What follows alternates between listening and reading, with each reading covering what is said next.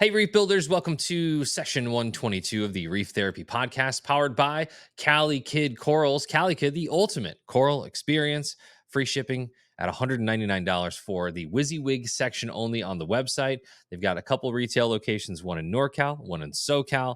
And today we're going to be giving away three $50 gift certificates to Cali Kid Corals, great for the holiday season. As long as you comment something you liked about the episode, a piece of information that you liked about the episode, and then hashtag Cali Kid Corals. Make sure to put the hashtag in there because that's how I'll sort them in the random picker, and you could win $50 to go play on their website. Make sure to check your comment in the if you commented in the last episode, because I replied to three of our winners. That's the only way that I can get a hold of you on YouTube. So you got to go check your replies. So if you made a comment on the last episode, make sure to go check that out. Salem, I just spent the last 5 days with you in Denver at the studio. But still, how are you doing today? Little worn out, a little tired. It's been a very busy last couple of weeks. A lot has happened, but I'm feeling good. Yeah. Feeling good. Gonna do some water changes today. Gonna write some articles. Gonna enjoy some Dr. Pepper here. Wow. That was an awesome. There's not a bottle opener around. I don't have a bottle opener yet, so this is the solution. What a manly way to open up your. What are you drinking? What is that? A Dr. Pepper? This is a glass bottle Dr. Pepper. They don't have these in Kansas anymore. They're my favorite drink. I'm allergic to corn. Corn syrup is a normal Dr. Pepper, and I miss the flavor of Dr. Pepper. So they have the real cane sugar ones, and it's just it's very special to me. So I found a pack of them at the largest root beer bar in the world with Remy, and I got them. So we were on our way to, I think we were going to Harbor Freight to get a piece of equipment for one of the pump tests. We'll get to that a little bit later in the episode. But I hear Salem go, "World's largest root beer bar. We got to go, man. We got to go." And I was like, I've never been compelled to go to a root beer bar ever in my life. But apparently Salem is a root beer connoisseur of sorts. Not as much as the guy who gave us recommendations. Oh my gosh. Wow. He described them like fine wine. Notes of mahogany and vanilla in this one. And he's not joking. He was probably about your age, maybe a little bit older. But so if anybody's in the Denver area, what were we in Littleton? Is that where we were? We were in Littleton. It was like it was in an antique mall. Yeah. It was called the Root Beer Bar, world's largest selection of root beer. That's it was cool though. So we walked in and this kid was like, "Hey, if you need any recommendations, let me know." And he kind of saw Salem and I glancing at all the amazing amount of root beers that they had, and Salem looked over and connected eyes with him, and you describe it better, but it's like his eyes lit up and was like, "Do you need me?" It was the moment he had been waiting for his entire life. He had been waiting to just info dump about root beer to someone. I said, all right, we need your recommendations. Come over. He gave us like a 10-minute sales pitch on every single root beer that were his favorites. Gave us like a top 20 list. He's like, if you like sarsaparilla. And then he went down a whole tangent about that. Yeah. And we got, I think we got 9 bottles. And then we drank most of them that night. Yeah. So, yeah. We split most of them. A couple of them had corn syrup in them, so Salem was unable to have those. But we have a punch card now, or one away. I love this. This was my favorite distraction from everything that was going on while we were together. Is this root beer bar? It was fun because I think if we go back, we got to get root beer floats, because what they do is you pick out your root beer that you want, and then they'll make a root beer float with their ice cream bar that they have behind the counter as well. There was nobody there, which is to be expected at the world's largest root beer bar. But the guy, his favorite root beer recommendation, the brand name is Balls. Balls. He loved Balls. He really loved Balls. BAWLS, Balls. And it was so funny. It was like the Alec Baldwin SNL skit, Sweaty Balls.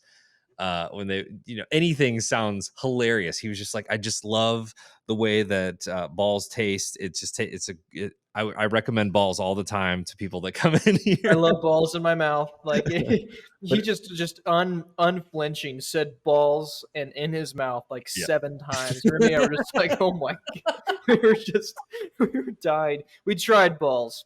Balls was pretty good. I'm Balls are sorry. pretty good. The 12-year old in me just was like, yeah, It went crazy, yeah. yeah. Uh So yeah, we did that. That was a lot of fun. Tasted some new. He even went to the back. This was he also went to another the highlight. back. We had what was the brand? Is it Dogs and Suds or Dog and Suds No, or he brought us the vanilla frosty. Frosty? Frosty's Yeah, like a the really can of classic root beer, the beard guy. And then he's like, "Wait, I got a special one in the back that's not stocked. It's my favorite. I'll bring it out for you. You've already got 9 bottles here. It'll be your 10th free, and I'll also give you a free punch card to fill out." He's like, "Oh, go get it." Comes back 10 minutes later. He's like, "Here it is," and sneaks it in there. It was a vanilla frosty. It's yeah, pretty good.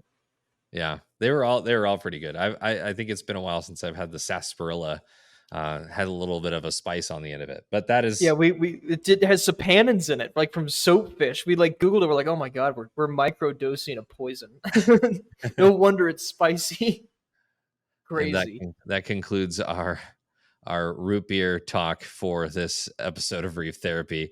So let's just talk about kind of what we were doing at the studio to start, because a lot of people have said in videos and in comments that they haven't seen the studio in a while, and I think there's a good reason for that. And it's just that it needed so much TLC, not necessarily the tanks per se, but just there was so much stuff that had accumulated over the years. And part of this adventure for me being there, other than gathering content, was that we were attending the marine, what was it, what's mask what's the Marine marine Aquarium aquarium. Society of Colorado. Yeah, so they had their own little frag swap, which was awesome, by the way. I love small frag swaps. It's so nice to get to talk to people and be at those things. And I think there was maybe what, 8 coral vendors, nothing Yeah, it nothing was huge. small, but it was fun. It was Well, fun. we set up a table and just had tons and tons of used gear. I cannot tell you the amount of power bricks that did not have a light mate or a pump mate. There was just tons of stuff that was taking up space in the studio that we wanted to get rid of. So Like current USA lights from like 2008. We're like, okay, we need to, we yeah, need to. I mean, there was just shelves of stuff that were not organized that we really didn't have a use for anymore. So we said, oh, we donated most all of like the working skimmers and stuff to the society. And then we had just some odds and ends. We donated a lot to the Butterfly Pavilion as well, so they could use on their systems there. And then it was like current USA light, $5. And we yeah, blew out everything for really cheap to the local community, and hopefully helps people out. yeah. It was fun. It was good to see everybody. Hydrospace was there, ASD was there, Archit and as at Colorado Wholesale, they were Yep, there. We bought some frags. I bought I bought too a many. quote Tongamusa, which I don't think has a scientific name that we know of at this point, but Jake wrote about it a while ago. And it's like a, well, how would you describe it? Well, they're imported as Bauer Bankies from Tonga. So Gotcha. like the CITES is actually a Bauer Bankie. I mean, it has a similar growth pattern, but very different in terms of the actual look of it. So I know Sean Ono and Joe Rowlett, who both know far more about taxonomy than both of us do. They were thinking it was some species of Lobophilia potentially, which makes sense to me. It certainly looks like one, but it's like a Bauer Banky, but instead of having more, like a Bauer Banky's got kind of defined coralites, kind of high ridges, and then like a deep valley. Even the puffy ones, you can tell there's ridges, and this is like a smooth dome. Like there's different polyps, but it's all smoothed over. So it's like a sanded Bauer Banky. I don't know how to describe it. Always You're kind of right. come in mute pastel colors as well, but Yeah. they're pretty cool color combinations. Remy got one that's like pink and orange and like a fuchsia and some kind of almost like a white color all blended together. Really cool looking. Yeah. Underrated species. You don't see that often. I'll pop it up here on the screen and to show everybody, but it's cool. Yeah, it's like a marbly, swirly kind of, it almost, what's the other Australomusa? I know that's not the Australomusa, yeah. It's Australomusa like where Lobophilia robaki now, I think. very swirly kind of colors and everything, and it has a unique growth pattern. And I think you had maybe got some in, and I was like, I need one of those. I need one of them. And I think it was, is it Deep Blue Aquatics? Is that the guy? Yep. Yeah. Deep blue. Yeah. Drove from LA to Colorado, and I purchased that from him. I think I just got another little micro musa polyp, nothing major, but you picked up some stuff at the show. Yeah, yeah, Deep Blue. He always has really interesting like encrusters. He had like a red, like lithophyllum I had never seen before. Like never seen a red one. It was like brick red. I got some Phovites that I hadn't seen. There was a very nice big R gumdrop echinata, like one from Mike Bigger, and they have like 4 or 5 colors. Very nice. Nick Peterson, Mile High had that. Nick Peterson also had super cool chalice. It looks just like a pink boobies, but it was grafted. So it had a lighter and a darker, almost like purple color within it. I thought it was like stung at first. Like, what is happening? Like, oh my god, it's like grafted pink boobies. So I got a lot of chalices there. I think I got another chalice too. I can't remember. I got some Xenia. Deep Blue had some of the giant Bali like weeping Xenia, so I got some of that. I picked up a lot of other coral the whole rest of the week, but I'll have a video on that. I'll do like a little 5-10 minute video showing all the Black Friday stuff I got, including a purchase at Petco, surprisingly. So Yeah, that's I the think week. I bought a lot. maybe some people have seen that reel, but if you don't want to wait for Salem's pictures of the of the coral that we picked up at Petco, we were just there for a 1 gallon tank, or we needed a small tank so that we could do some testing. But while we were there, of course, we had this discussion. Salem was like, dude, are we going to get flack for buying things from Petco? I was like, no, I will tell you 100%. If you are in Petco and like for anything, like for me, it's guinea pig stuff and crickets. Like that's why and dog food. And I'm always in Petco for those reasons. But 100%, I'm going over to the saltwater section to Your see. eyes wander. You always go. You always go because you want to make sure that there's nothing that's like super amazing that's mislabeled as a leather coral that you can get for $12, but it just so happens to be a really nice zoanthid or something. So people do it all the time, even if they lie about it. But Yeah, yeah, we don't lie about it. we don't. We post it. But I think that people saw the love in your eyes when you saw that little flaccid little snake polyp just hanging out there. It's a snake polyp with Charmanders, though. It's like, oh my god, $20, snake polyp and Charmanders. What a deal! Yeah, yeah, that was fun. It was fun. I think the highlight of the trip for me, before we get into some of the studio stuff, was going to Underwater Wonders. It's a local fish store in Fort Collins, and they're just one of those. They're one of those local fish stores that's off the radar. They don't have a huge social media presence. They're not huge in the online yet. They do sell things online, and I know they'll be ramping that up here in the future. But man, what a clean store. This place was awesome. And you went there last time without me and told me all about it. And then I wasn't sure, what to expect. But geez, I've never seen, polyp extension on acros like we saw, and color, and just you could tell that they care for all of those tanks and they're meticulous, Yeah, I mean, it's the best description is the best story you've never heard of.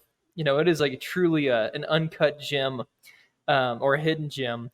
But I mean, I walked in the first time, like, store up north. We'll go up north and see what's in Fort Collins. I walked in, I was like, holy shit. I mean, I've been to TSA, I've been to everywhere in Orlando, been over, on the West Coast to a lot of the stores in LA. I think it's probably the best colored up acros I have ever seen out of any of the places. I Yeah. mean, their fox flame was like black. It was so dark. It was like a black fluorescence. Like everything that you thought you've seen colored up was colored up to a higher tier than you can even imagine there. Everything was so healthy. They had a lot of they had like a grafted fox flame. They had a lot of very interesting pieces. They're just like the acro gods. We'll have a video. We'll have 2 videos from there, hopefully, Yeah. showing off all of their stuff. But it's very cool shop. They'll be at Reef Stock too, which will be cool. So people can grab some frags they see. They had a lot of stuff I've not seen for sale other places, acro wise. Yeah. As a content creator, of filmmaker and editor, you get a little bit of and anybody who's ever put together a video can tell you that Some projects are easier than others, and this is going to be one of those that's just super easy and fun to put together because the footage is great and the tank that we featured is awesome. I can't wait to show you. So we do have a video that I need to put out before then, which we'll get to Yes, you do. in this episode. But yeah, I picked up a couple pieces from there. I got their the Orange Passion Acropora, and another one that they have called a Tanzanite. It's a Tanzanite Terror, Acro. Tanzanite Tanzanite Terror, terror. yeah. Yeah, it's pretty Um, cool growth pattern. yeah, you made a good point about it. It's an Acropora with very, very close coralites. They're stacked kind of. I don't know if it's tabling or not. Was it tabling there? I believe it was tabling, yeah, but Yeah. it grows like a wild colony. Like when you get a maricultured colony come in and they're very tight together, it Yeah. looks like that, which is probably representative of the health of their systems and how it. I don't that or just that's how it grows in captivity still, but very very cool growth structure for sure. Yeah. Yeah. So I brought home one of those, the Orange Passion. I think it was just four corals, and I left one for you. It was yellow tips. That was it was a Yeah, little too big for the cup that I had to take on the plane. But again, going through TSA was interesting, as it always is. I got were it they not through, happy? and it wasn't a problem. It's just like, you know, anybody who's taken coral through TSA knows the number of TSA agents that come over and are like, "What is this?" And you see this guy like holding it up to the light and looking inside and inspecting, and then you've got three other people around them like in awe. They've never seen coral in a cup before. And then they're like doing their little tests that they do, open it up. The conversation happens. It's usually a good conversation. I've only been I've only gotten a little bit of pushback in St. Louis, and it was the manager was just ignorant to the fact that you can take coral or fish onto a plane, given the body. It doesn't matter how much water it is. The 4-ounce rule doesn't apply when you've got live animals. So, but got that through, thankfully. That was Nice. Blaine's weeping willow frag that I delivered to TSA. So. There you go. But yeah, look forward to that video that's coming out from Underwater Wonders. Those guys are awesome. Just cool people too, good vibes, which is always fun. And yeah, I think the other majority of our time was spent just cleaning house. The amount of couches that we've acquired over the years at the Reef Builders studio was significant. I think there's four or five couches in there at one point. 5 couches. There's now 2 couches. So Yeah. 2 were taken away and sold on marketplace in a very very interesting way. You'll have to ask us about that in person, but it was a sight to behold for So sure. The ingenuity we saw to load these couches. Reef Stock Denver of this year, we had purchased a couple of red couches for the live sessions that we had at Reef Stock Denver. So ugly, so big. They're very so red. much room taken They're up. huge. I mean, I think they were probably 10 built. feet, dude. Yeah, I think they were probably built for some sort of waiting room or a commercial setting. These are not comfortable. They were very large, and so we put them up on marketplace. There's a little bit of a language barrier, I think, with the person that ended up purchasing them, but they showed up in a truck, which is a good start, right? But the truck was a short bed truck. It had a full cab, short bed, and I was like, we are not starting off. We on the said, right all foot. right, how are we going to do this? Then He had a they topper opened on the it. short bed. Yeah, Yeah, you go ahead. he had a topper on it, so to keep all the stuff in, and the bed was filled with drywall equipment, just tons of tools and drywall equipment and all this stuff. And I was like, how are we doing this? And they managed to find a way. They Figured went it on the out. highway with It 5 honestly feet. seems solid. But I'm like, all right, it makes sense. How they, yeah. Yeah, Remy and I were just there for about 45 minutes helping position like everything with hand gestures, and we were like, it's gonna work. But yeah, we were amazed. We're like, I would not have been able to figure that out. legit We 5 we feet had of no couch idea how they were hanging gonna off leave. the back of this thing. Yeah, yeah. But it's gone, and It's there's gone. way more room. So if there's any sleuthing eyes, you can see behind Salem that a lot of that corner is now gone. There's not a whole lot of stuff back there.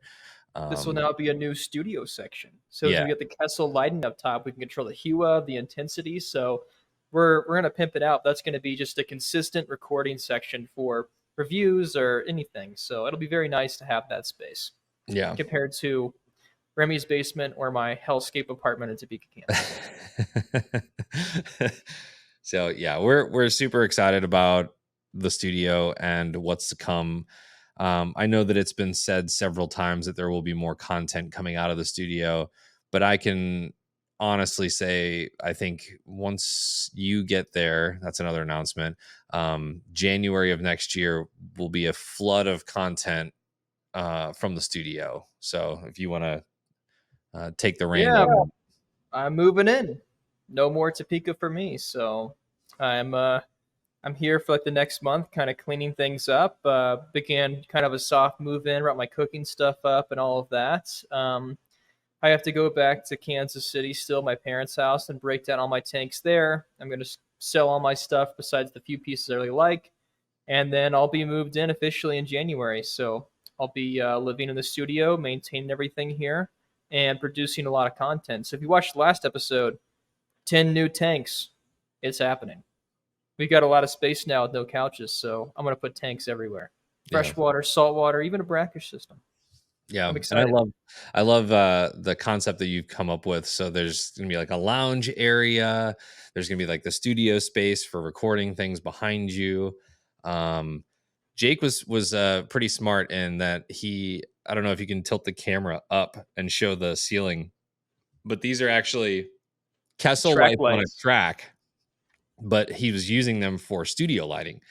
And anybody who's in broadcast will tell you that lighting is super important. And the fact that that is already embedded and then you just have to add a couple supplemental lights, on the front is fantastic. So we're going to utilize that space for what it was meant for.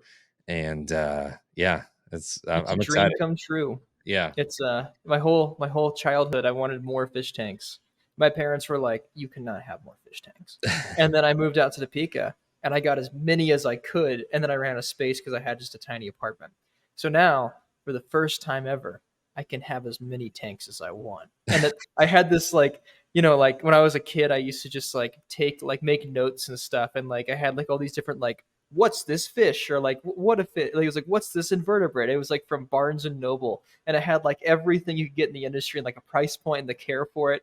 And I would just plan out and like fantasize about different tanks I wanted to set up, and I can now set up all of those tanks. Yeah. So like little kid me is gonna be it was like it's like inner child, like I am so happy. It's like Yeah. childlike excitement that comes out thinking about I'm gonna get jellyfish, getting mud skippers. I'm doing like probably some like upside down jellyfish and some garden eels. Like I'm doing crazy stuff. I'm so excited to do it all. Yeah. So and then I'll get to share that with all of you. So we'll have some new setups and new journey and experimental stuff. I mean, there's a lot of science type of stuff we'll be doing here too. So um, the community science project, the carbon dosing one, the data just came in. So Eli and I are compiling all of that now, getting it sorted out, put in a nice representative graphs. So we'll have that probably through a video, podcast, and an article pretty soon here.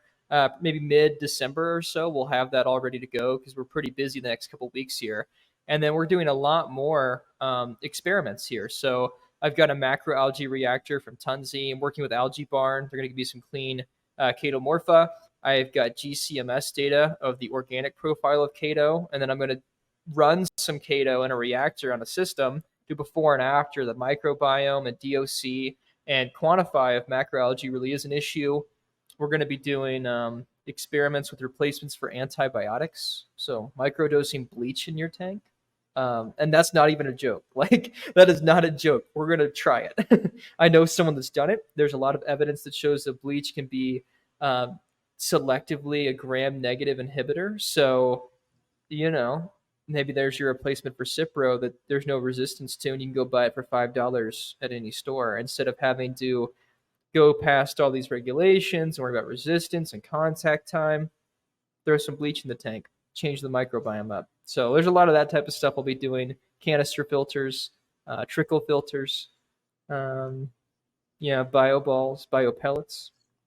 I'm Yeah. excited. DLI You lighting schedule.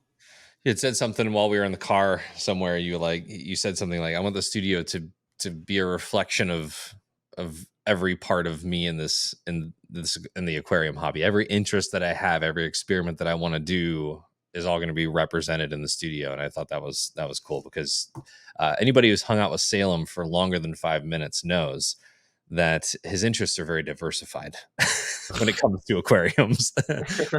There's not much that doesn't get them all excited about whatever, whether that be freshwater or saltwater, coral, whatever. It's all very exciting. So Yeah, I want it to be, the collector in me. So like all the high end stuff I used to go collect, all the name pieces. The part of me that likes the weird underrated corals. I want to have a xenia only tank, all the types of xenia. The more scientific part of me is to doing all this testing. And then I also wanted to be like some consumer reporting news type of stuff. So my goal is to have every single system have different equipment from different companies, different lighting, different roller mats, different skimmers, different dosing pumps, different dosing methods, different methods of keeping stuff into Triton method. We'll do shine. We'll do it all. What I want to do is I just want to have the hands on with all of these different tools and then be able to come back to you all and say, here's my thoughts. After using them for a year, here's the pros, here's the cons, here's the differences in how the coral actually looks. We're getting different tanks from different manufacturers. So about 5 different manufacturers are on board right now. So I really don't want it to be monopolized in any way. I want it to just be here's everything the industry has to offer, and here's the side by side comparison, and in an objective way. And I've seen no one do that so far. yeah. So that's the future of the studio. That's 2025. A lot of videos, a lot of product reviews, a lot of experiments, and a lot of data to come, and a lot of cool coral and fish. We're doing fish too. A lot of fish. All right. So I want to ask. You had mentioned the community science project. We'll have results soon on that. A thing that a lot of people have talked about is the auto tester review that we announced probably a month and a half, 2 months ago. Take me through where the auto tester review is at. The auto tester review is being started today. so so what happened is I came here at the end of October. All of the boxes had arrived besides one, and that one was a very substantial company.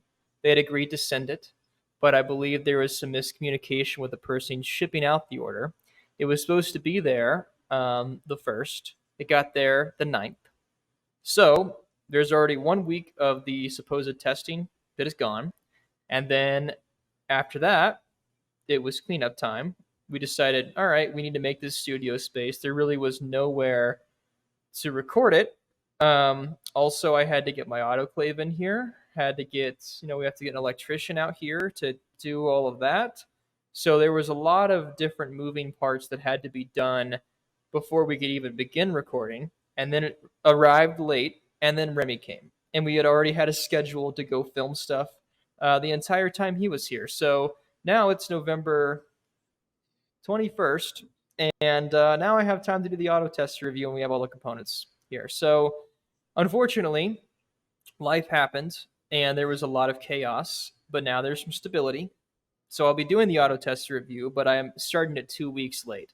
So I did not want to rush it and not get as much data as I need to, I think, as a representative sample of the units. So we will have it done. It's just going to be delayed. It's not going to be Black Friday. So it'll probably be about middle of December, like before Christmas time. I'll hopefully have it done. So the plan was for me to stay up here a month to get everything cleaned up, have the soft move in, get the tanks dialed in a little bit more, and then do the auto test review. And now I'm up here, and it's been about a month, and I'm starting the auto test review. So I have to stay up here an additional 2 weeks and leave in the middle of December, which sucks for me. Like, this was not something I wanted to do because December is the last month I have in Kansas with my family and my friends, and it's probably the last time I'm going to see them for quite a long time. So I really wanted to go home in the beginning of December, and if there was a way I could have got it done, I would have, but I was not able to. So rubber meets the road. I got to make a sacrifice, and I got to stay up here and do it. So I'm going to do it, and I'm going to get the job done because I made a promise, didn't keep the promise, and I feel very bad about that, but that here we are. I'm being transparent, and that's what happened. The good news is we got another thing recorded in the time while Remy was up here. So we have officially reviewed wave makers. Our first iteration of this review. We're going to have many more as we get more and more pumps. We were able to get 5 pumps with a sixth on the way for this review. So we had the DMP, we had a Higer model, we had a Seche Extreme, and then we had 2 pumps which will not be named. One of them rhymes with more tech, and it was more expensive. And one of them rhymes with zero. And those were the other pumps that were included in the review. I wanted to have all pumps that were around 2,000 gallons per hour max flow rate, and I also wanted them to be controllable. So this is something that's completely objective. There is no subjective opinion of Remedies at all included in this review. This is a consumer report, the first of its kind in the reefing industry, which we have produced. It is all data driven.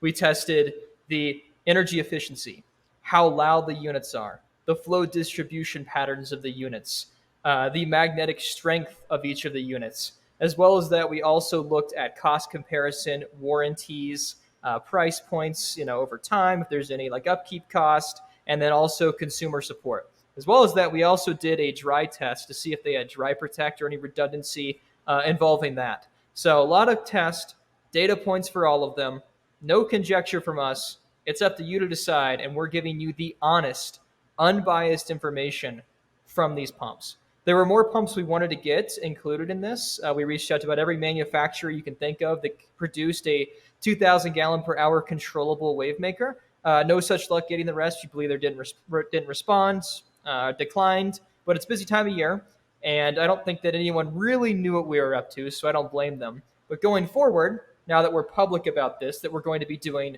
Reef Builders reviews, we would love to work with any company to get their products to evaluate them for free. It's free publicity for you, it's free information for the consumer, and it's fun for me to test. So I like it. I think it's going to be a good thing for the industry, and I think it's going to give some transparency to the consumer, and it's also going to help inform consumer spending. So there's a lot of pumps that didn't have a key feature, which you'll see in the video that comes out on Black Friday. And I think that it'd be great for all the pumps in the market to have this feature by bringing awareness to the fact that some components or parts or products in the industry may be lacking crucial things that can help increase research and development and innovation and make it so all the products are better. So that's the end goal here, is to inform the consumer, and consumer cash can go towards the best products that have passed the test, and that can hopefully inform research and development trends, and it's facilitating the market in the way it should be facilitated. We would serve a role similar to like the FDA. We're more of a regulatory third-party apparatus which looks at everything, tells you if it passes, if it doesn't, and then you decide. We can't take it off the market. We're not the FDA, but we can let where maybe you should spend your money. Yeah, We're I not think going to tell you what to buy, but the you have information. the consumer reports analogy is kind of a good way to think about it, right? Because like I think you had mentioned while I was there, you don't just go out and buy a car unless you have a ton of money and you want the Lambo or the Ferrari or whatever. You're gonna shop around, and you're gonna have weigh the pros and the cons of every single car. How's the gas mileage on this one? How's the comfort or the trim levels on this one? This is normal stuff that people do, and we just want to inform the hobbyists the best we can. I think that's always been the Reef Builders way. And most industries have that publicly available from the companies themselves. Any of the car companies will say, hey, here's the stats. And there's a limited amount of stats that are available per a lot of the pumps out there, or like any of the products. But in my taste, there's not enough. So that's where we step in, and we're helping create more information and transparency around everything. And it's going to be more than just wave makers. This is iteration 1. We have the auto tester review, which will be the exact same format. And then we have many more Reef Builders reviews we'll be doing all of next year, maybe even some more Q4 of this year. So there's a lot to stay tuned for in regards to the future of Reef Builders. We're back to looking at things, back to talking about things, and back to doing things. And you know that the thing that the typical hobbyist is not going to have in front of them is access to 5 different pumps right in front of you that you set up on the spot. And I'll tell you this, the app is so key, right? Because some apps are more finicky than others, and some are just like, boom, you're connected. That was the easiest thing you've ever done in There your was life. only one that was boom. It was a painstaking process. Everyone in the industry needs to work on their app. For Christ's sake. Oh my God. It was terrible. Yeah. It's subjective. We don't have no metric to give you data on that. Yeah. But if we're going to talk about Remy's and I's personal experience and opinions, oh my God, they all suck. They Yeah. were all god awful. Not Um, good.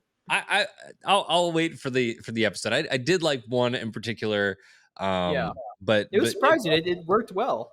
and Yeah. then another thing to think about, like you had said, we'll talk about this in a future podcast, was just the aesthetics of each pump and how they're intrusive in the visual appeal of your tank, if you notice them right off the bat, or if they kind of blend in a little bit while still giving you the function, or they're giving you the performance that they offer. So that's another side of it. But like you said, with this one, we're just sticking to the data that we gathered.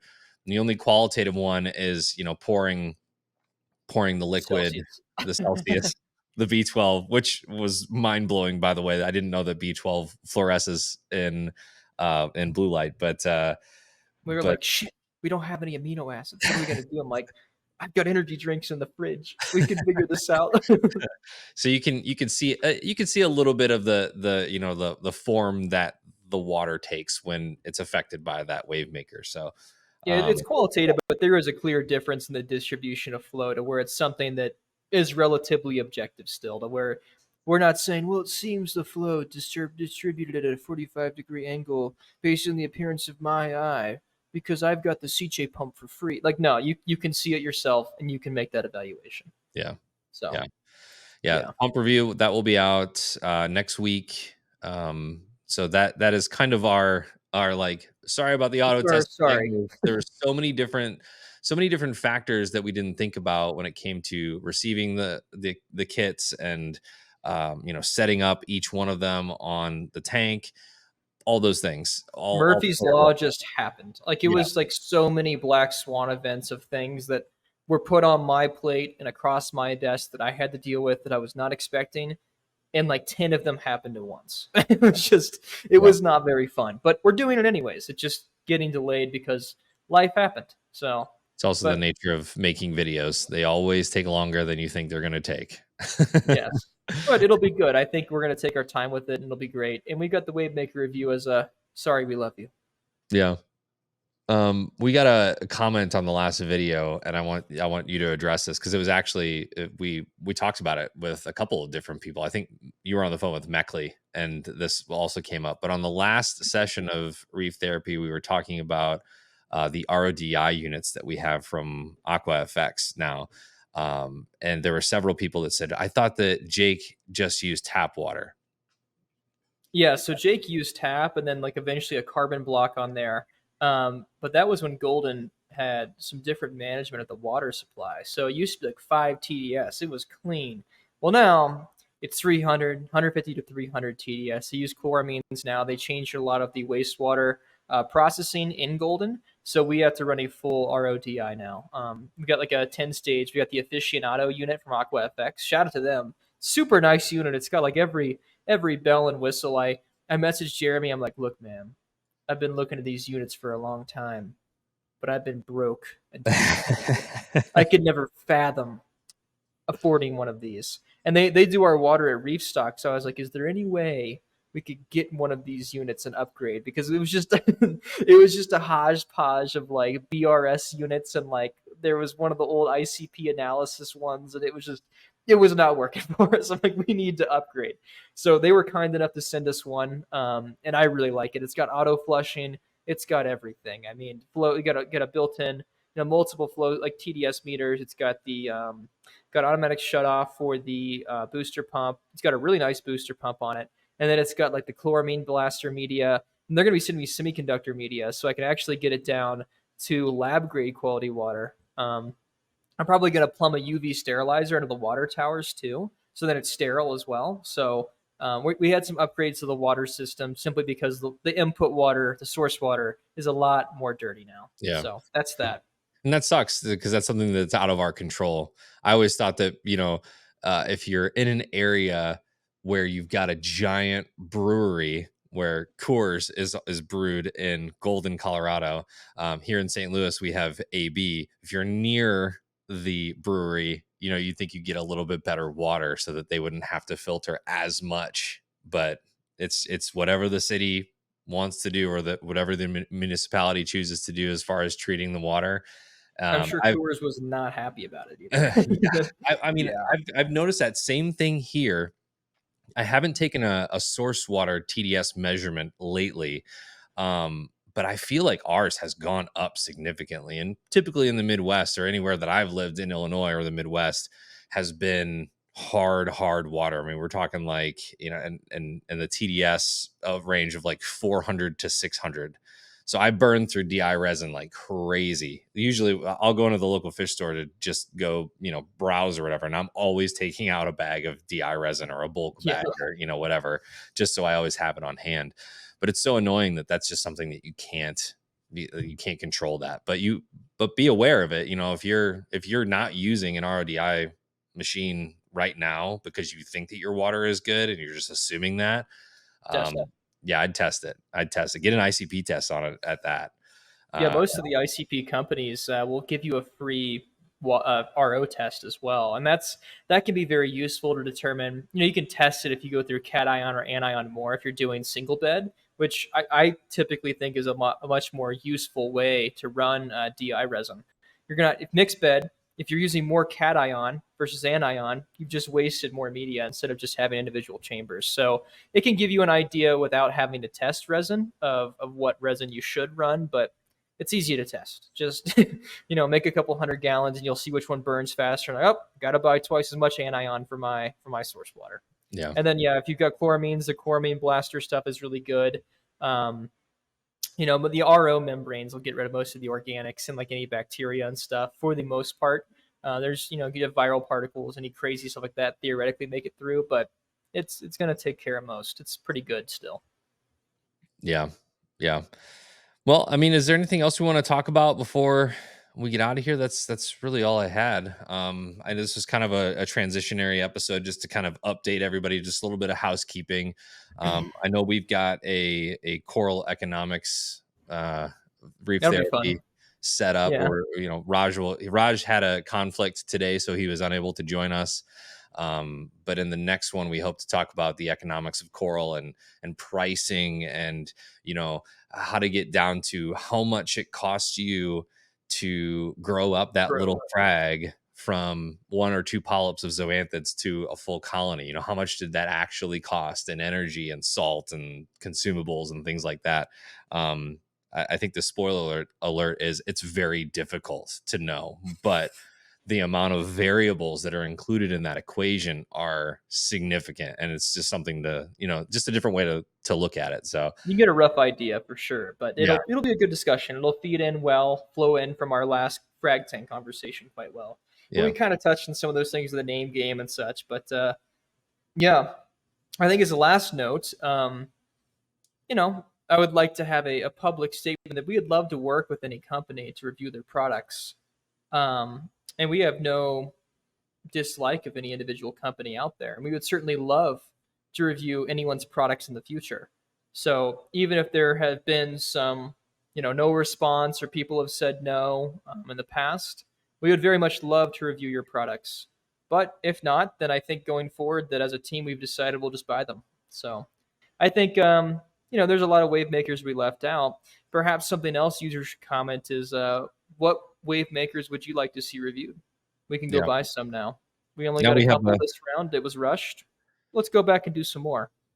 we've got the gauntlet. I think the only thing that we're missing is the velocity, current velocity, however, whatever Yes. word you want to use there. We searched for many different tools. We even Salem even came up with a contraption to maybe test it through your typical flow meter that you would plumb in line.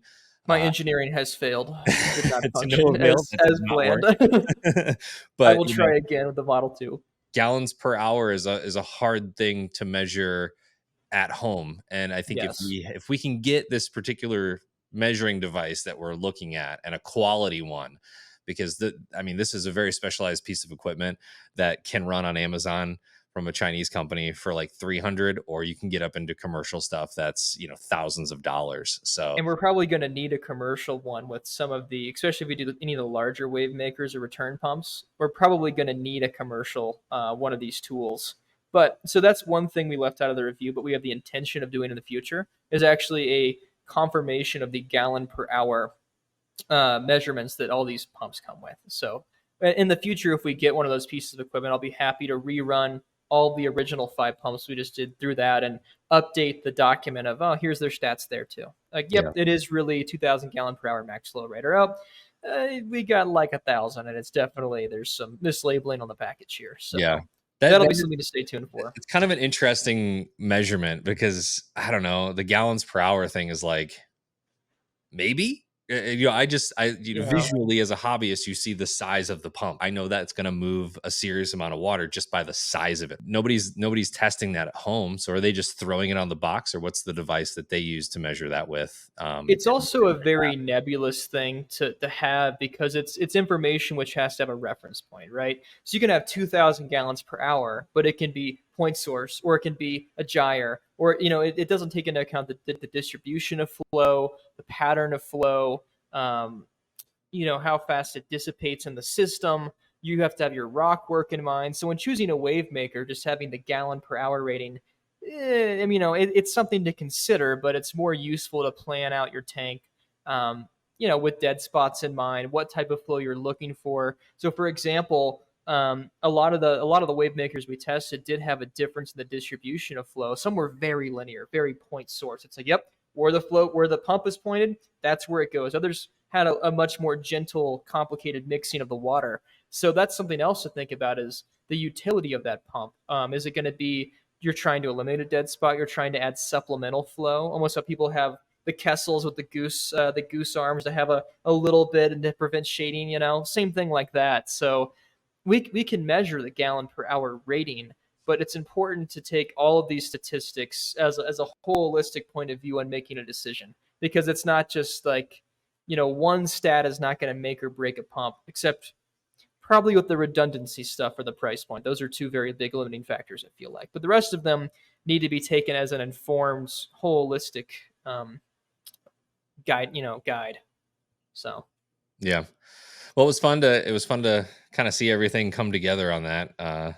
Now we've got a lot of measuring devices in our yeah, hands, decibel meters, things like that we can use for not just pumps but other things as well. everything.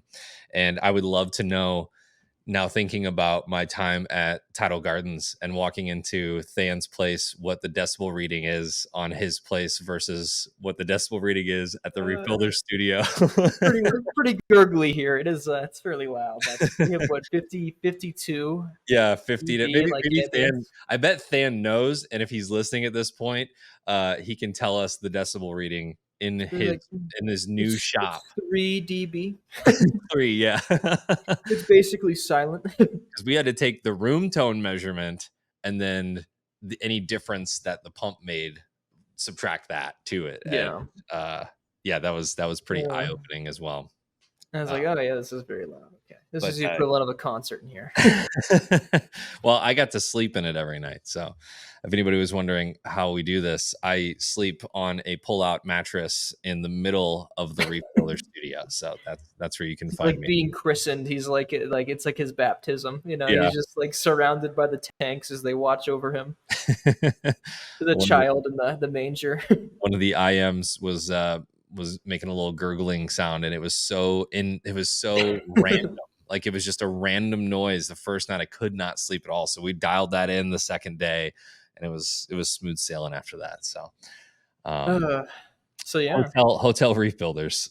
hotel reef builders. So it's a bread and breakfast now. We see serve nori sheets today.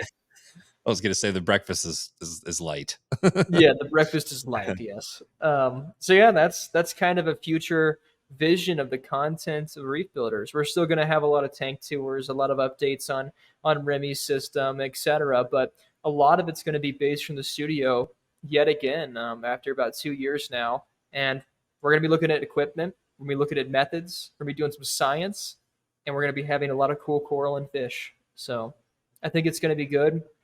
I'm very excited for the future. We've got a content plan for pretty much all of 2025, and there's going to be some very fun videos that I've not seen out there before, and we're getting some very, very cool critters. I'm getting my emperor shrimp finally.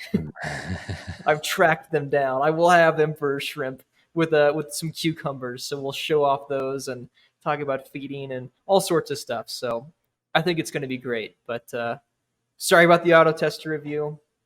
Got the wave maker review for you though. Yeah, and I don't ever advise anybody to purchase livestock for someone for a Christmas gift, but Salem is a special case. So I'm sure he would welcome any livestock that landed on the Reef Builders studio door. I would be happy to provide the address.